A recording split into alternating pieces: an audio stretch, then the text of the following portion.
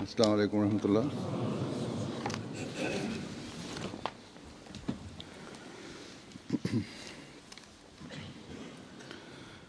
اشہد ان لا الہ الا اللہ وحدہ لا شریک لہ واشہد ان محمدا عبدہ ورسولہ اما بعد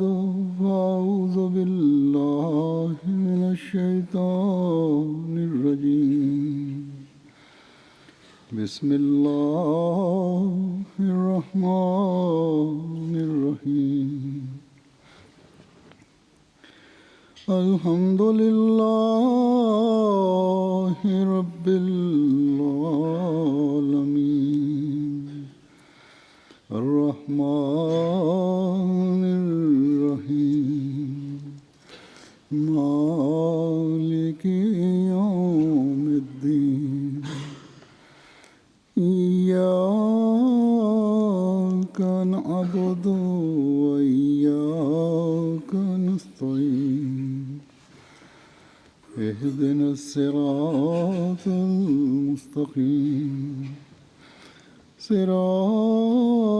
الذین انعمت علیہم غیر المغضوب علیہم ولا الضالین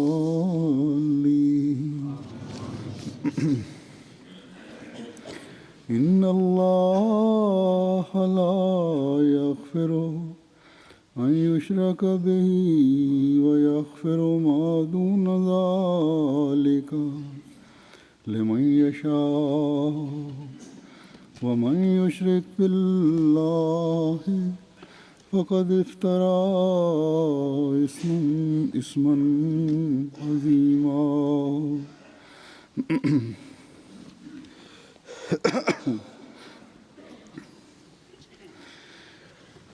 اس آیت کا ترجمہ ہے کہ یقیناً اللہ معاف نہیں کرے گا کہ اس کا کوئی شریک ٹھہرایا جائے،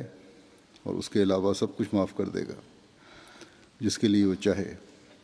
اور جو اللہ کا شریک ٹھہرائے تو یقیناً اس نے بہت بڑا گناہ افترا کیا ہے۔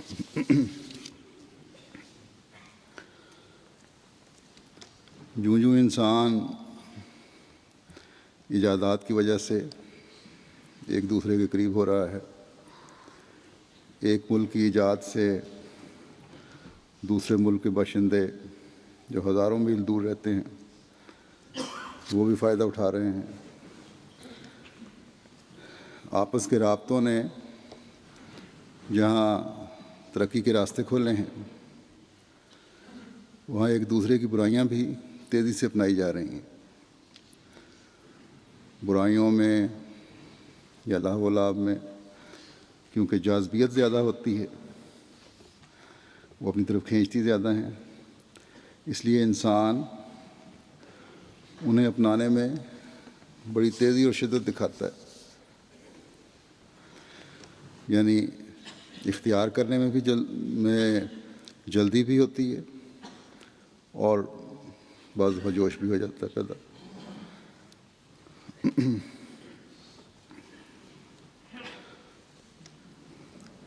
اس وقت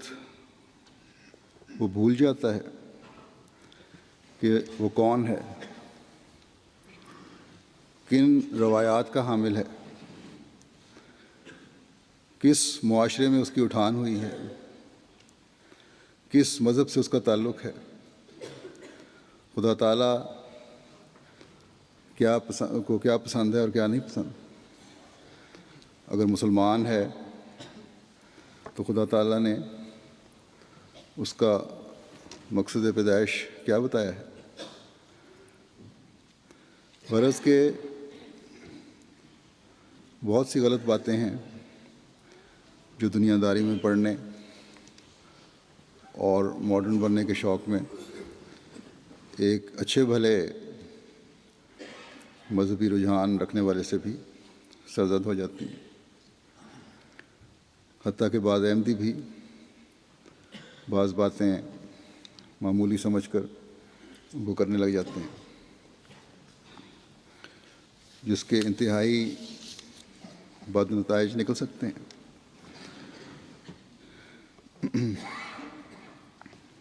ان برائیوں میں سے جو غیر محسوس طریقے پر انسان کو اپنے دام میں گرفتار کر لیتی ہیں، اور جو ایسی برائی ہے جو اللہ تعالیٰ کے نزدیک صرف برائی نہیں بلکہ بہت بڑا ناقابل معافی گناہ ہے، اور وہ شرک ہے،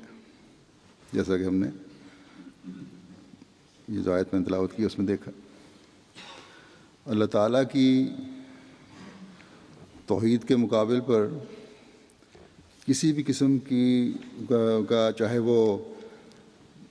معمولی سا بھی اظہار ہے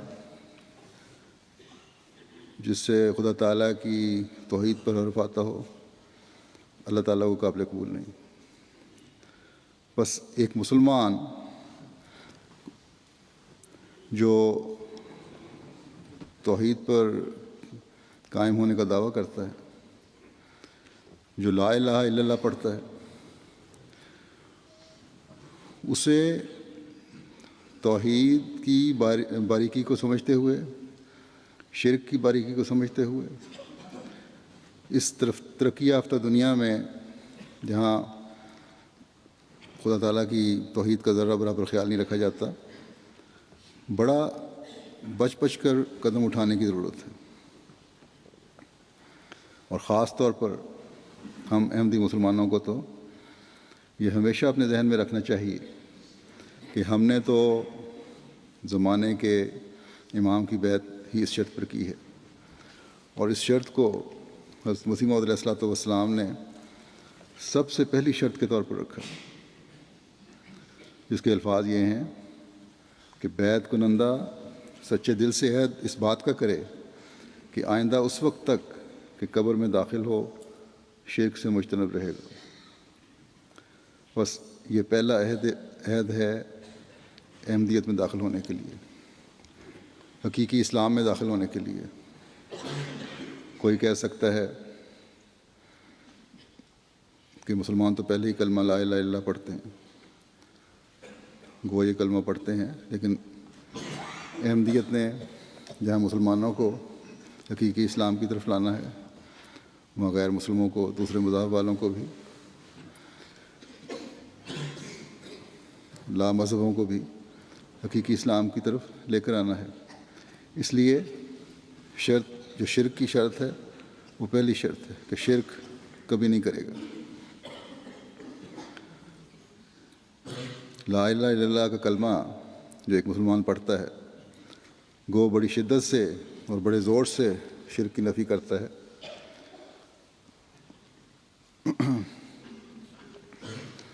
لیکن ہم دیکھتے ہیں اس کے باوجود مسلمانوں میں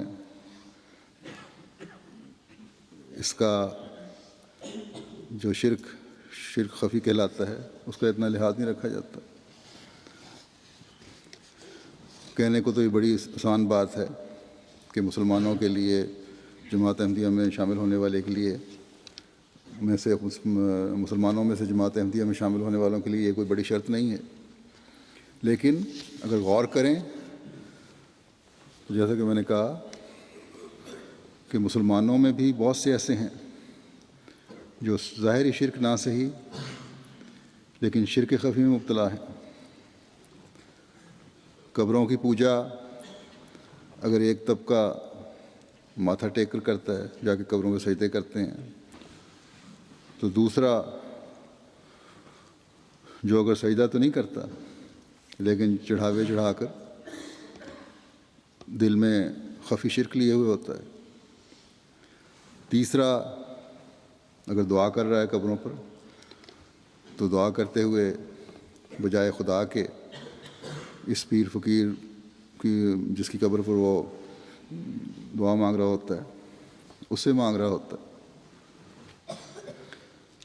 اور ایسے تو کئی واقعات ہیں کہ عورتیں کہتی ہیں کہ ہم نے خدا تعالیٰ سے مانگا کہ ہمیں بیٹا دے، تو بیٹا پیدا نہیں ہوا، لیکن جب داتا دربار میں جا کر داتا صاحب سے مانگا تو بیٹا پیدا ہو گیا۔ اور عورتیں کیونکہ ایمان میں بھی کمزور ہوتی ہیں اکثر، اور عموماً مسلمانوں میں نمازوں اور عبادتوں کی طرف بھی رجحان نہیں رہا، اس لیے عورتیں خاص طور پر اور مرد بھی عموماً ایسے واقعات ہونے پر خدا تعالیٰ پر ایمان میں کمزوری دکھاتی ہیں، بعض دفعہ بالکل ختم ہی ہو جاتا ہے۔ لیکن حضرت داتا گنج بخش یا اور کسی پیر فقیر پر ان لوگوں کا خدا سے بڑھ کر ایمان پیدا ہو جاتا ہے۔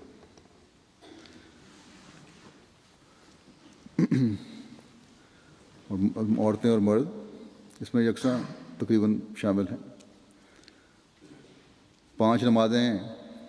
تو ایک بوجھ لگتی ہیں ہر ایک کو،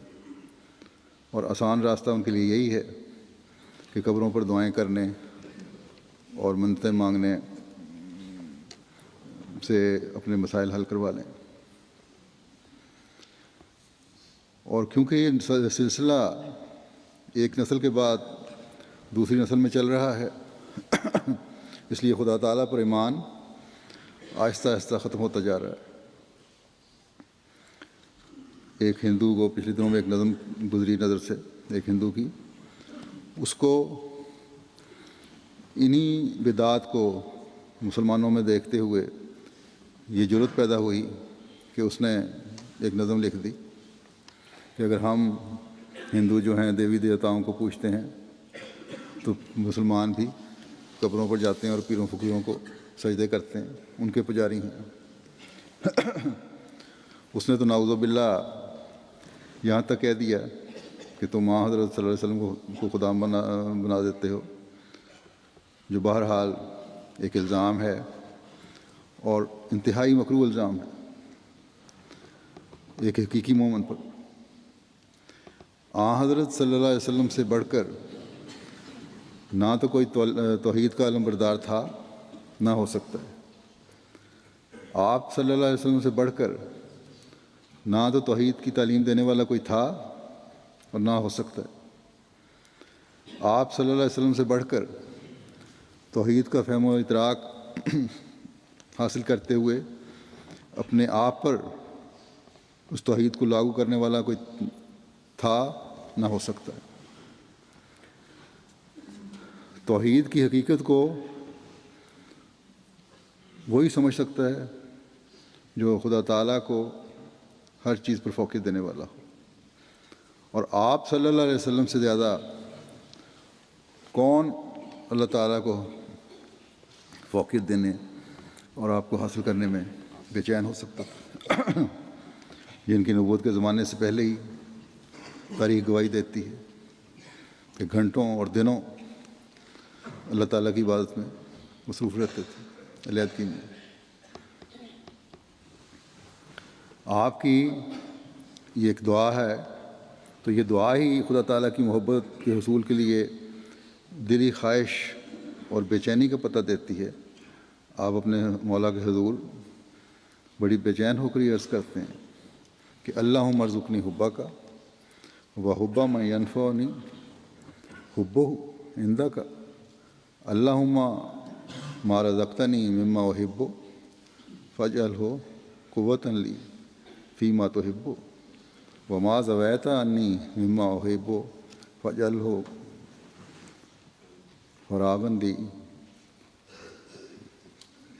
فیما تحب، کہ اے اللہ مجھے اپنی محبت عطا کر اور اس کی محبت جس کی محبت مجھے تیرے حضور فائدہ دے۔ اے اللہ جو میری پسندیدہ چیزیں مجھے عطا کر انہیں میرے لیے تقویت کا ذریعہ بنا دے، اپنی محبت میں بڑھنے کا ذریعہ بنا دے، ایمان میں ترقی کا ذریعہ بنا دے، اور جو میری پیاری چیزیں مجھ سے علیحدہ کرے ان کے بدلے اپنی پسندیدہ چیزیں مجھے عطا کر۔ بس اگر آپ صلی اللہ علیہ وسلم اللہ تعالیٰ سے کسی چیز کی محبت مانگتے ہیں تو اس چیز کی جو خدا تعالیٰ کو پسند ہے، اور دنیا کی ہر پسندیدہ چیز کی محبت آپ صلی اللہ علیہ وسلم اس دعا اور عرض کے ساتھ مانگتے ہیں کہ یہ مجھے دین میں بھی بڑھائے اور خدا تعالیٰ کی محبت میں بھی بڑھائے۔ بس بعض لوگ جو یہ کہہ دیتے ہیں کہ ہم پیروں فقیروں کی قبروں میں اس لیے جاتے ہیں کہ وہ لوگ خدا تعالیٰ کے پیارے تھے، اس کے بارے میں بھی قرآن شریف میں آیا ہوا ہے، ان لوگوں کو تم استعمال کرتے ہو۔ پھر بتوں کو بعض لوگ جو کرتے ہیں ان کے بھی یہی بہانے ہوتے ہیں کہ یہ اس لیے کہ یہ اللہ تعالیٰ نے ان کے ذریعے سے ہم اللہ تعالیٰ تک پہنچتے ہیں، اور بالکل غلط نظریات ہیں۔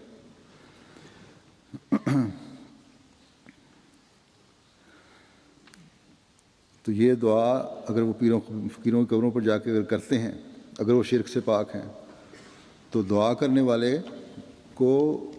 ان فقیروں کی زندگی پر غور کرتے ہوئے اگر وہ حقیقت میں نیک تھے تو خدا تعالیٰ کے قرب کا ذریعہ بنانے والی ہونی چاہیے یہ دعائیں، نہ یہ کہ انہیں خدا تعالیٰ کے مقابل پر کھڑا کر کے یہ کہنے لگ جائیں کہ اس فقیر نے ہمیں اولاد دی تھی، اور اس وجہ سے پھر غیر مسلموں کو بھی اسلام پر اعتراض کرنے کا موقع ملے، حضرت صلی اللہ علیہ وسلم کی ذات پر اعتراض کرنے کا موقع ملے۔ حضرت صلی اللہ علیہ وسلم کو صحابہ کی تربیت کا اس قدر خیال تھا، قیام توحید کا اس قدر خیال فرماتے تھے کہ آپ نے فرمایا کہ معمولی ریا بھی شرک ہے، عبادت میں بھی اگر تم ریا دکھاتے ہو، نمازیں پڑھتے ہوئے ریا دکھاتے ہو تو یہ بھی شرک ہے۔ آپ نے فرمایا کہ شرک سے بچو، یہ چونٹی کے پاؤں سے جو نشان ہوتے ہیں پڑ جاتے ہیں نرم زمین پر، اس سے بھی زیادہ باریک ہے۔ صحابہ نے اس پر عرض کیا کہ کس طرح بچیں؟ آپ صلی اللہ علیہ وسلم نے یہ دعا پڑھ کر کہا کہ یہ دعا پڑھا کرو کہ اللہم انا نعوذ بک من ان نشرک بک شیئا نعلمہ ونستغفرک بما لا نعلم۔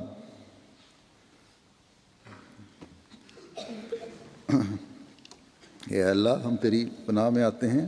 اس بات سے کہ ہم تیرے ساتھ جانتے بوجھتے ہوئے شریک ٹھہرائیں، اور لا علمی میں ایسا کرنے سے ہم تیری بخشش کے طلبگار ہیں۔ بس آپ نے تو ایک مسلمان کو شرک سے بچنے کی ہمیشہ تلقین فرمائی ہے، اور اس کے لیے یہی کہا اور ہمیشہ کہا کہ میں تو انسان ہوں، ایک عاجز انسان ہوں، کوئی خوف زدہ ہو رہا ہے آپ سے تو فرماتے ہیں کہ میں تو ایک معمولی ایک عورت کا بیٹا ہوں۔ خدا تعالیٰ سے نے بھی آپ سے یہی اعلان کروایا کہ انا بشر مثلکم، کہ میں تمہاری طرح ایک بشر ہوں۔ اس لیے یہ بات تو بہرحال اس ہندو نے غلط لکھی کہ تم نے نعوذ باللہ خدا بنا لیا حضرت صلی اللہ علیہ وسلم کو، اگر ہم نے اپنے دیوی دیوتاؤں کو خدا بنایا ہوا ہے تو، یا کرشن وغیرہ کا بڑا مقام ہم نے دیا ہے خدا کا۔ لیکن یہ بات اس کی صحیح ہے کہ قبروں کو تم نے خدا کا مقام دے دیا۔ بس مسلمانوں کے لیے ایک لمحہ فکریہ ہے کہ توحید کے علم برداروں پر شرک کا الزام لگ رہا ہے۔ اس الزام کو عام مسلمان تو دور نہیں کر سکتے، لیکن ایک احمدی مسلمان کا فرض بنتا ہے کہ اپنی حالتوں میں اور اپنے عملوں میں تبدیلی پیدا کریں، اپنی عبادتوں کو ایسا بنائیں کہ خدا تعالیٰ کی توحید ہماری باتوں میں بھی نظر آنے لگے، ہمارے عملوں میں بھی نظر آنے لگے۔ دنیا کو بتائیں کہ قیام توحید کے لیے حضرت صلی اللہ علیہ وسلم مبعوث ہوئے تھے۔ آپ کی تعلیم پر عمل کرنے سے ہی یہ قیام توحید اب ہو سکتا ہے۔ اور مسلمانوں کی بھی کیونکہ حالت بگڑ گئی ہے، اس لیے اب حضرت مسیح موعود علیہ الصلوۃ والسلام جو حضرت صلی اللہ علیہ وسلم کے عاشق صادق اور غلام صادق ہیں، آپ کی جماعت میں شامل ہو کر ہی توحید کے قیام کا حقیقی رنگ میں حق ادا ہو سکتا ہے۔ بس جب یہ احمدی کی ذمہ داری ہے، اور شرائط بیعت کی پہلی شرط بھی یہ ہے، اور حضرت مسیح علیہ الصلوۃ والسلام کی بعثت کا مقصد بھی یہی ہے کہ اپنے آقا کی غلامی کا حق ادا کرتے ہوئے توحید کے قیام کی کوشش کریں، تو پھر ہمیں کس قدر احتیاط سے ہر قسم کے باریک شرک سے بھی بچنے کی کوشش کرنی چاہیے۔ حضرت مسیح علیہ الصلوۃ والسلام ہمیں نصیحت کرتے ہوئے ایک جگہ فرماتے ہیں رسالہ الوصیت میں کہ خدا تعالیٰ چاہتا ہے کہ ان تمام روحوں کو جو زمین کی متفرقہ آبادیوں میں آباد ہیں، کیا یورپ اور کیا ایشیا، ان سب کو جو نیک فطرت رکھتے ہیں توحید کی طرف کھینچے اور اپنے بندوں کو دین واحد پر جمع کرے۔ یہی خدا تعالیٰ کا مقصد ہے جس کے لیے میں دنیا میں بھیجا گیا، تو تم اس مقصد کی پیروی کرو مگر نرمی اور اخلاق اور دعاؤں پر زور دینے سے۔ بس یہ ایک احمدی کے فرائض میں داخل ہے کہ خدا تعالیٰ کے اس منشا کو سمجھنے والے ہوں، اللہ تعالیٰ کے اس حکم کو سمجھنے والے ہوں، اللہ تعالیٰ کی طرف سے جو ہمارے پر ذمہ داری ڈالی گئی ہے اس کو سمجھنے والے ہوں، زمانے کے امام کا معین و مددگار بنیں، اپنے ہر قول و فعل سے توحید کے قیام کی کوشش کریں، صرف مسلمانوں کو نہیں، دوسرے مذہب کے ماننے والوں کو بھی توحید کے پیغام کے ذریعے دین واحد پر جمع کرنے کی کوشش کریں۔ اس کے لیے جو طریق حضرت مسیح علیہ الصلوۃ والسلام نے بیان فرمایا کہ نرمی بھی ہو تمہاری باتوں میں اور اخلاق کا عمدہ مظاہرہ بھی ہو، خود لوگ تمہاری اخلاق دیکھیں اور توجہ کریں، اور سب سے بڑھ کر یہ کہ دعاؤں پر زور دیں۔ ہمیشہ یاد رکھنا چاہیے کہ بعض بدعات جب رائج ہو جائیں تو اصل تعلیم سے دور لے جاتی ہیں، اور پھر خدا تعالیٰ کی بھیجی ہوئی اصل تعلیم انسان بھول جاتا ہے، اور یہ بدعات پھر بعض دفعہ کیا کہ اکثر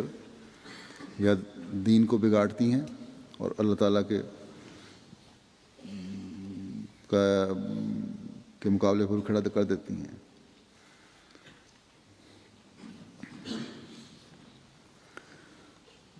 تمام سابقہ دین اپنی اصلی حالت کو اس لیے کھو بیٹھے کہ ان میں نئی نئی بدعات زمانے کے ساتھ ساتھ راہ پاتی گئیں، اور پھر ان کو دور کرنے کے لیے کوئی نہ آیا، اور آنا بھی نہیں تھا، کیونکہ اسلام نے ہی تا قیامت اپنی اصل حالت میں قائم رہنا تھا، اور جس نے آنا تھا وہ آخری نبی صلی اللہ علیہ وسلم تھے، جنہوں نے تمام قسم کی بدعات کو اور دین میں غلط رسم و رواج کو جو راہ پا گئے تھے ان کو دور فرمانا تھا حقیقی تعلیم کے ذریعے سے۔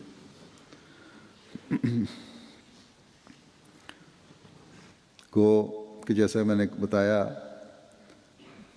کہ ان بدعات میں بھی بعض مسلمانوں کے غلط یہ بدعات مسلمانوں میں غلط طور پر راہ پا گئی ہیں اور بعض بدعات ایسی ہیں اور غلط طرز عمل ایسے ہیں جن کی وجہ سے شرک بھی داخل ہو گیا ہے، نہ صرف مخفی شرک بلکہ ظاہری شرک بھی بعض جگہ ہمیں نظر آتا ہے۔ لیکن اللہ تعالیٰ نے اپنے وعدے کے مطابق اس زمانے کے امام کو بھیج کر اس شرک اور بدعت سے اسلام کو محفوظ کرنے کے سامان وہاں پہنچا دیے، اور انشاءاللہ تعالیٰ یہ محفوظ رہے گا۔ انہی بدعات جو اسلام میں راہ پا گئی ہیں، مسلمانوں میں راہ پا گئی ہیں، اور غلط طریقے جو ہیں ان کی طرف نشاندہی کرتے ہوئے ایک جگہ حضرت مسیح موعود علیہ الصلوۃ والسلام فرماتے ہیں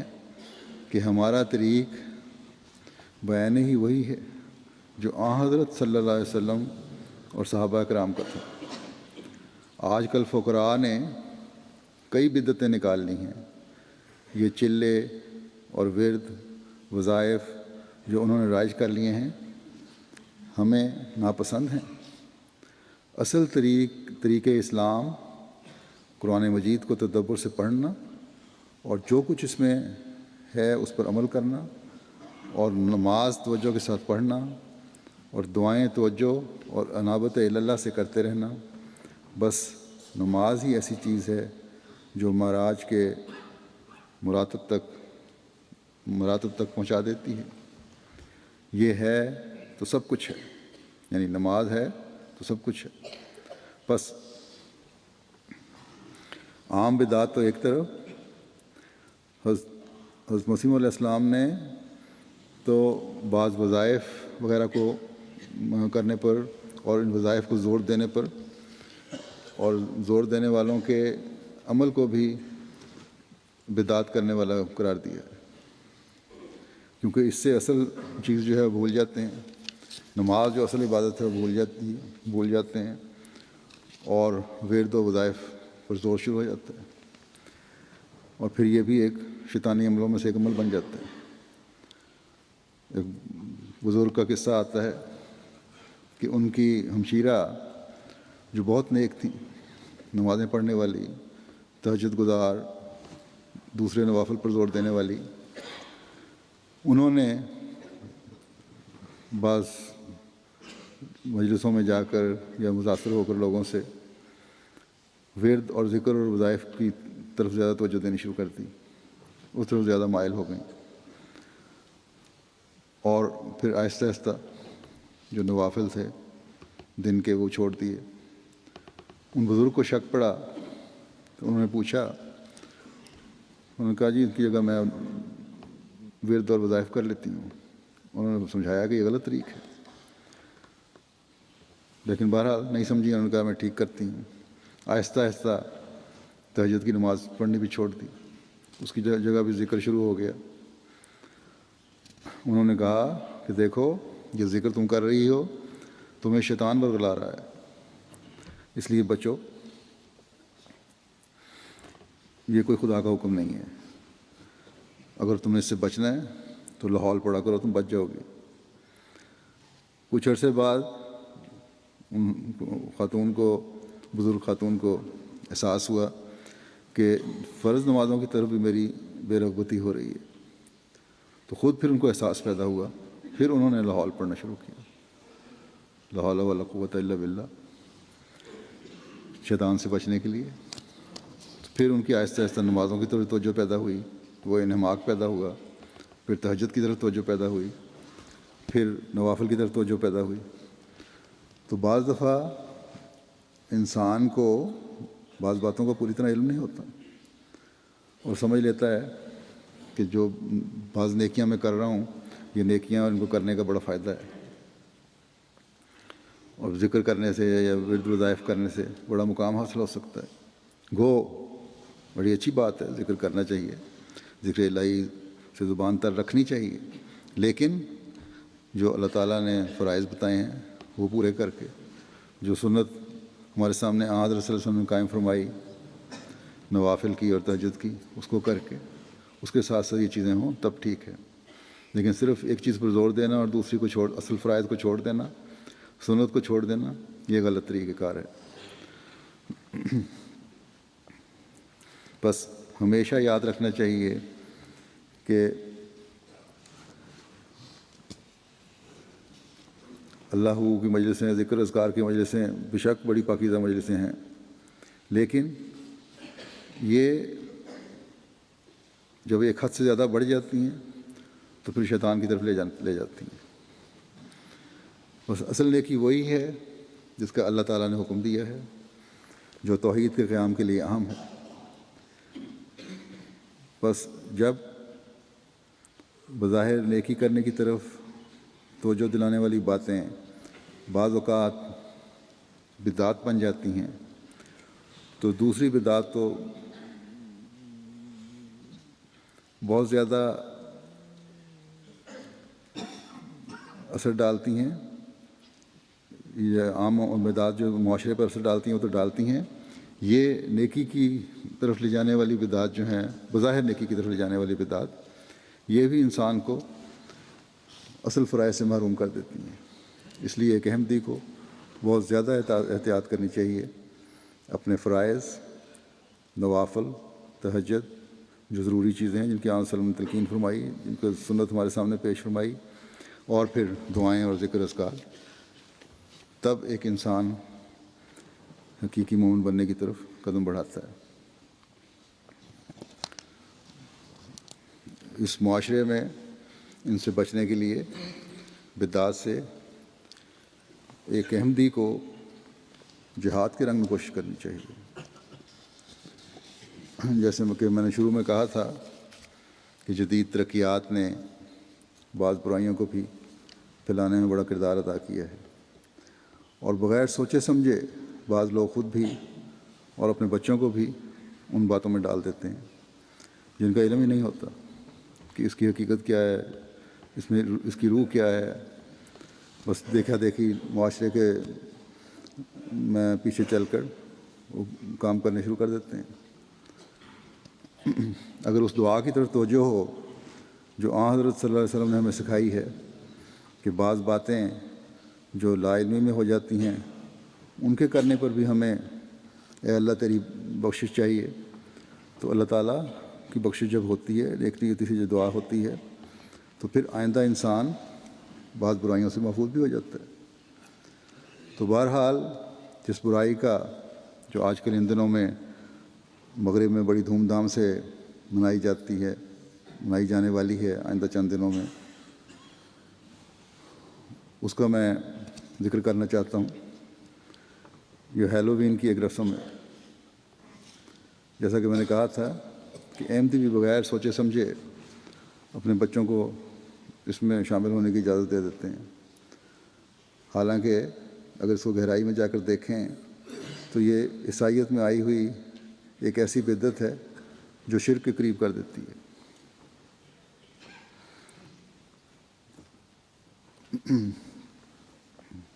چڑیلیں اور جن اور شیطانی عمل، یہ تو بائبل نے بھی ان کو روکا ہوا ہے، لیکن عیسائیت میں یہ راہ پا گئی ہیں کیونکہ عمل نہیں رہا۔ عموماً اس کو فن سمجھا جاتا ہے کہ بس یہ بچوں کا شوق ہے، پورا کر لیا۔ تو ہمیشہ یاد رکھنا چاہیے کہ ہر وہ فن، چاہے وہ فن ہی سمجھا جائے،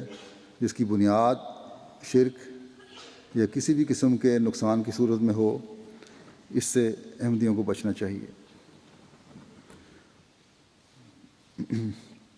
مجھے اس بات پر توجہ پیدا ہوئی کہ ہماری ریسرچ ٹیم کی ایک انچارج نے، انہوں نے بتایا کہ ان کی بیٹی نے انہیں کہا کہ ہیلووین پر اور تو کچھ نہیں کرے گی، وہ اتنی اجازت دے دیں کہ وہ لباس وغیرہ پہن کر، خاص کاسٹیوم پہن کے تو ذرا پھر لے۔ چھوٹی بچی ہے، انہوں نے اسے منع کر دیا، اور پھر سرچ کی جب، تو پھر اس کے بارے میں مزید تحقیق کی تو بعض حقائق، عجیب قسم کے حقائق سامنے آئے۔ تو میں نے انہیں کہا تھا کہ مجھے بھی دے دیں۔ جو میں نے دیکھے تو اس کا خلاصہ میں بیان کرتا ہوں، کیوں اکثر بچیاں مجھے سوال کرتے رہتے ہیں، خطوط میں پوچھتے رہتے ہیں کہ ہیلووین میں شامل ہونے کا کیا نقصان ہے، ہمارے ماں باپ ہمیں شامل نہیں ہونے دیتے، جبکہ بعض دوسرے احمدی خاندانوں کے بچے اپنے والدین کی اجازت سے اس میں شامل ہو رہے ہوتے ہیں۔ تو بہرحال ان کو میں جواب تو یہی دیتا رہتا تھا جو کچھ میرے علم میں تھا اس کے مطابق کہ یہ غلط اور مکروہ قسم کا کام ہے، اور میں روک دیتا تھا۔ لیکن جو اس کی تاریخ اب سامنے آئی ہے تو ضروری ہے کہ احمدی بچے اس سے بچیں۔ عیسائیت میں یہ رسم، یا کہہ لیں کہ مغرب میں یہ رسم یا یہ بدعت ایک آئرش رسم کی وجہ سے آئی ہے، جو ان میں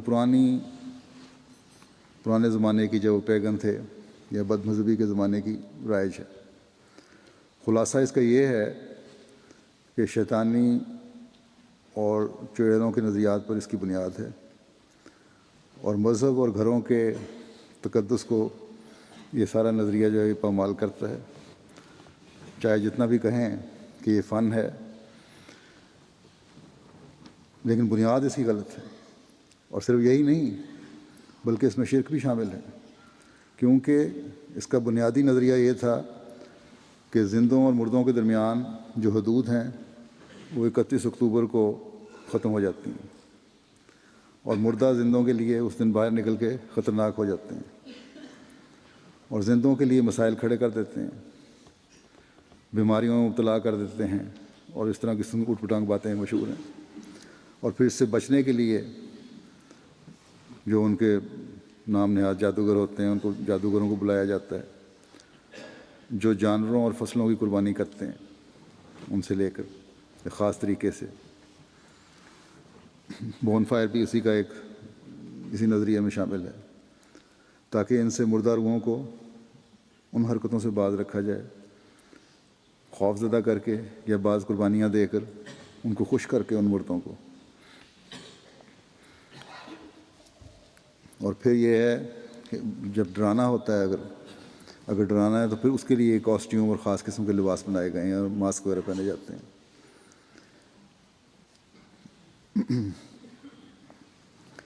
بہرحال بعد میں جیسا کہ میں نے کہا، جب عیسائیت پھیلی تو انہوں نے بھی اس رسم کو اپنا لیا، اور یہ بھی ان کے تہوار کے طور پر اس میں شامل کر لی گئی۔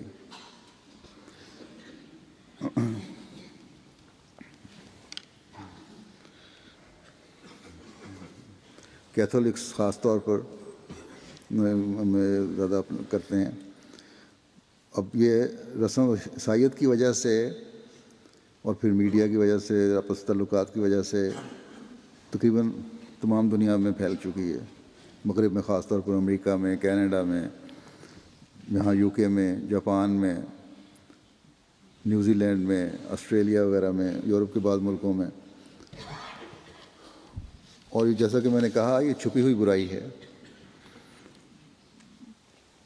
مغرب میں رہنے والے جسے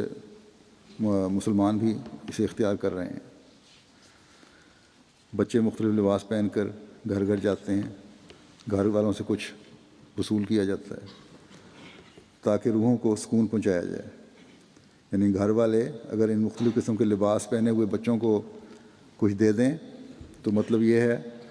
کہ اب مردے اس گھر کو کوئی نقصان نہیں پہنچائیں گے۔ یہ ایک شرک ہے۔ بے شک اب یہی کہیں کہ یہ فن ہے، ایک تفریح ہے، لیکن جو پیچھے نظریات ہیں وہ مشرکانہ ہیں۔ اور پھر یہ کہ ایک احمدی بچے کے وقار کے ویسے بھی یہ خلاف بات ہے کہ عجیب و غریب قسم کا حلیہ بنایا جائے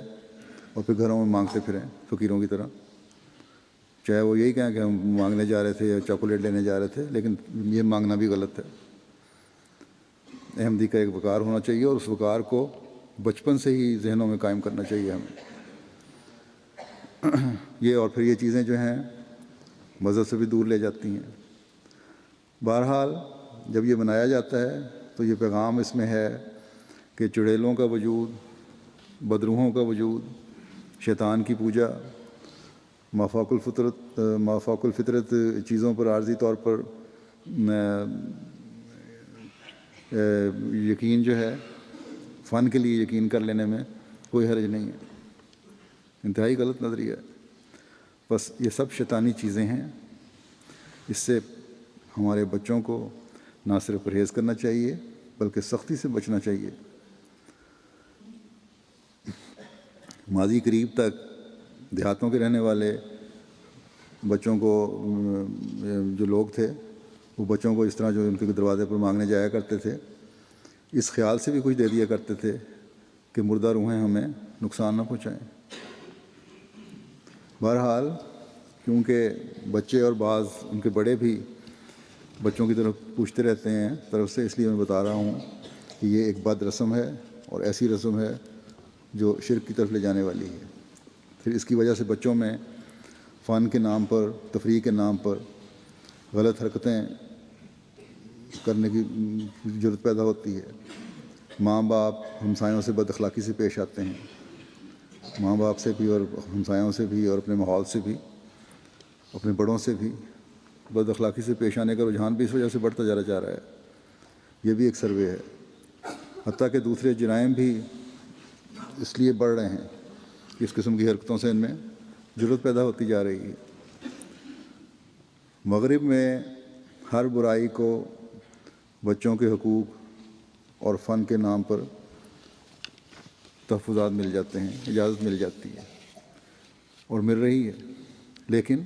اب خود ہی یہ لوگ اس کے خلاف آوازیں بھی اٹھانے لگ گئے ہیں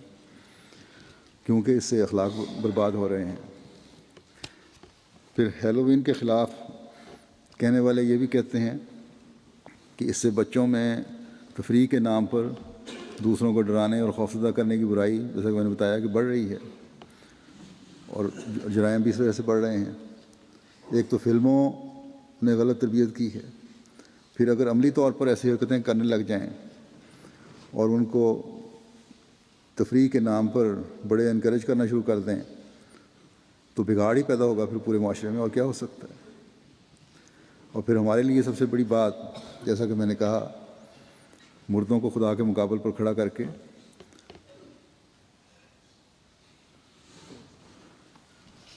شیطانی ان کے کسی بھی غلط عمل سے محفوظ کرنے کا طریق اختیار کیا گیا ہے۔ گویا کہ اللہ تعالیٰ کے مقابل کھڑا کر کے ایک شرک قائم کیا جا رہا ہے، یا تحفے تحائف دے کے بچوں کو ان کی روحوں کو خوش کیا جا رہا ہے، یا جادوگروں کے ذریعے سے جادوگر کے ڈرایا جا رہا ہے۔ بہرحال یہ نہایت لغو اور بیہودہ تصور ہے۔ ایک مصنف ہیں doctor Grace Ketterman M D, وہ اپنی کتاب you and your child's problems میں لکھتے ہیں کہ ٹریجک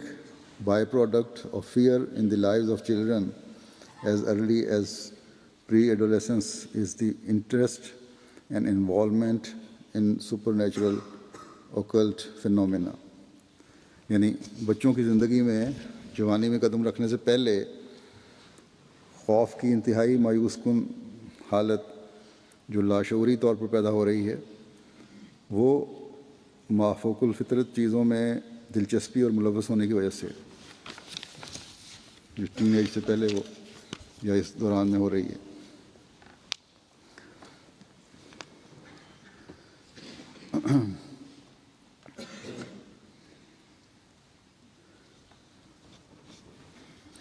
اب یہ جو ہیلووین کی وجہ سے بعض باتیں پیدا ہو رہی ہیں، ان میں یہ باتیں صرف یہاں تک نہیں رکتی کہ کاسٹیوم پہن کے گھروں میں مانگنے چلے گئے، بلکہ بعض بڑے بچے پھر زبردستی خوفزدہ کرنے کی کوشش بھی کرتے ہیں گھر والوں کو، اور دوسری باتوں میں ملوث ہو جاتے ہیں، جرموں میں بھی، اور نتیجہ چند پھر جہاں وہ معاشرے کو، ماحول کو ڈسٹرب کر رہے ہوتے ہیں، نقصان پہنچا رہے ہوتے ہیں، ماں باپ کے لیے بھی دردسر بن جاتے ہیں، اپنی زندگی بھی برباد کر لیتے ہیں۔ اس لیے میں پھر احمدیوں سے کہتا ہوں کہ ان باتوں سے بہت زیادہ بچنے کی ضرورت ہے۔ احمدی بچوں اور بڑوں کا کام ہے کہ خدا تعالیٰ سے تعلق بڑھائیں، جو ہمارا مقصد ہے اس کو پہچانیں، وہ باتیں کریں جن کے کرنے کا خدا تعالیٰ نے حکم دیا ہے۔ مغربی معاشرے کا اثر اتنا اپنے اوپر طاری نہ کریں کہ برے بھلے کی تمیز ختم ہو جائے، خدا تعالیٰ سے تعلق اور اس کی ذات کی بڑائی کو ہی بھول جائیں اور مخفی شرک میں مبتلا ہو جائیں، اور اس کی وجہ سے پھر ظاہری شرک بھی ہونے لگ جاتے ہیں۔ اللہ تعالیٰ سب کو اس سے محفوظ رکھے۔ حضرت مسیح موعود علیہ السلام فرماتے ہیں کہ انسان خدا کی پرستش کا دعویٰ کرتا ہے، مگر کیا پرستش سے صرف بہت سے سجدوں اور رکوع اور قیام سے ہو سکتی ہے، یا بہت مرتبہ تسبیح کے دانے پھیرنے والے پرستار الہی کہلا سکتے ہیں، بلکہ پرستش اس سے ہو سکتی ہے جس کو خدا کی محبت اس درجہ پر اپنی طرف کھینچے کہ اس کا اپنا وجود درمیان سے اٹھ جائے۔ اول خدا کی ہستی پر پورا یقین ہو، اور پھر خدا کے حسن و احسان پر پوری اطلاع ہو، اور پھر اس سے محبت کا تعلق ایسا ہو کہ سوزش محبت ہر وقت سینے میں موجود ہو، اور یہ حالت ہر ایک دم چہرے پر ظاہر ہو، اور خدا کی عظمت دل میں ایسی ہو کہ تمام دنیا اس کی ہستی کے آگے مردہ متصور ہو، اور ہر ایک خوف اسی کی ذات سے وابستہ ہو، اور اسی کی درد میں لذت ہو، اور اسی کی خلوت میں راحت ہو، اور اس کے بغیر دل کو کسی کے ساتھ قرار نہ ہو۔ اگر ایسی حالت ہو جائے تو اس کا نام پرستش ہے،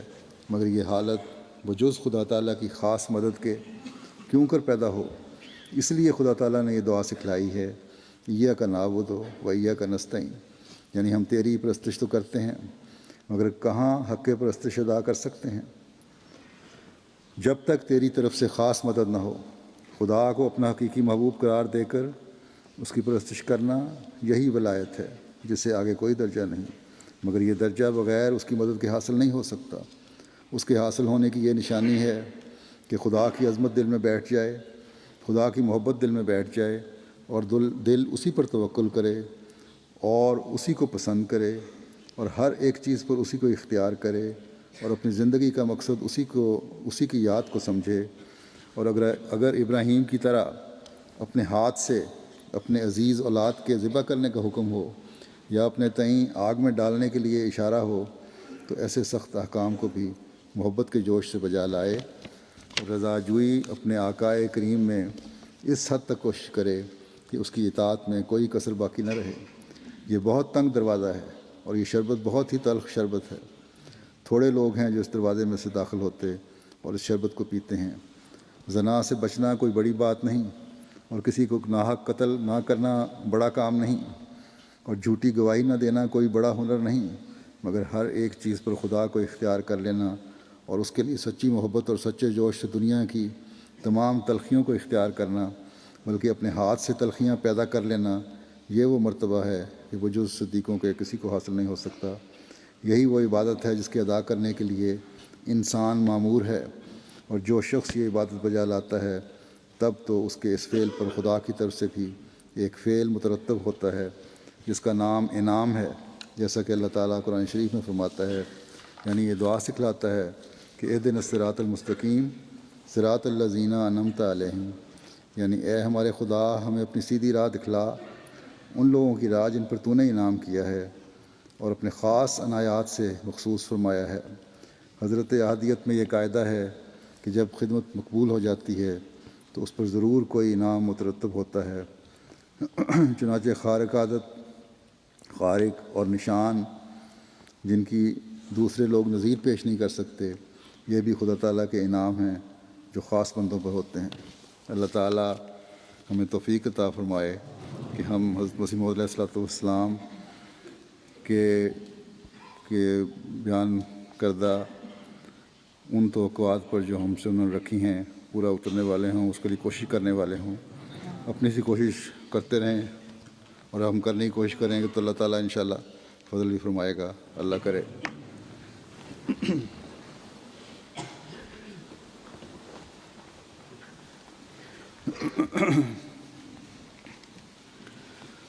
الحمد للہ نحمدہ ونستعینہ ونستغفرہ ونؤمن بہ ونتوکل علیہ ونعوذ باللہ من شرور انفسنا ومن سیئات اعمالنا، من يهده الله فلا مضل له ومن يضلله فلا هادي له، ونشهد أن لا إله إلا الله ونشهد أن محمدا عبده ورسوله۔ عباد اللہ رحمکم اللہ، إن الله يأمر بالعدل والإحسان وإيتاء ذي القربى وينهى عن الفحشاء والمنكر والبغي يعظكم لعلكم تذكرون اذكروا الله يذكركم وادعوه يستجب لكم ولذكر الله أكبر